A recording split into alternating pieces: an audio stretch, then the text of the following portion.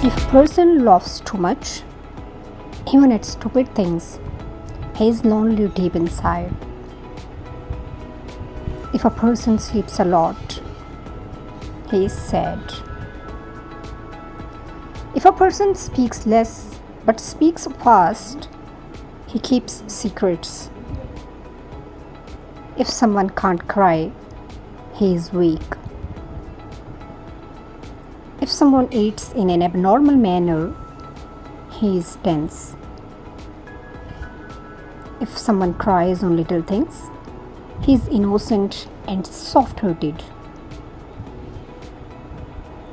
If someone becomes angry over silly or small things, it means he needs love. Try to understand people more and take a good care of your relations.